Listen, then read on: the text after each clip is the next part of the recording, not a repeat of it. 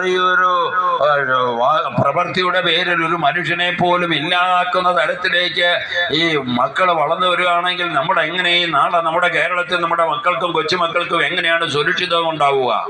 അപ്പൊ നമ്മൾ നിർബന്ധമായും പ്രാർത്ഥിക്കേണ്ടത്, ദൈവമേ ഈ നാടിനെ രക്ഷിക്കണമേ, ആ മൂല്യച്യുതിയിൽ നിന്ന് രക്ഷിക്കണമേ എന്ന് പ്രാർത്ഥിക്കേണ്ടത്. പ്രിയമുള്ളവരെ, നമ്മുടെ ഈ വാത്മീകയുടെ കഥയിൽ ഒരുപാട് ബാലപാഠങ്ങളുണ്ട് കുട്ടികൾക്ക് പഠിക്കാൻ. അതുപോലെയുള്ള പാഠഭാഗങ്ങളിൽ ഇന്ന് ഇല്ലായ്മയുണ്ട്. വിദ്യാഭ്യാസം പോലും മനുഷ്യന്റെ മൂല്യത്തെ ബലപ്പെടുത്തുന്ന രീതിയിലല്ല. അപ്പൊ അതുകൊണ്ട് നമ്മൾ വളരെ കരുതലുള്ളവരായിരിക്കണം. നമുക്ക് ജാഗ്രതയോടെ നമ്മുടെ മക്കൾക്ക് വേണ്ടി പ്രാർത്ഥിക്കാം, നമ്മുടെ തലമുറയ്ക്ക് വേണ്ടി പ്രാർത്ഥിക്കാം. നമ്മളെല്ലാം ഒരേ മനുഷ്യരാണ്, ഒറ്റ ദൈവത്താൽ പിറക്കപ്പെട്ട ഒരേ ദൈവത്തിൽ നിന്നുള്ള മനുഷ്യരാണ്. മനുഷ്യന്റെ സങ്കല്പവും മനുഷ്യന്റെ അറിവിനനുസരിച്ചാണ് മനുഷ്യൻ ദൈവത്തെ അറിയുന്നത്.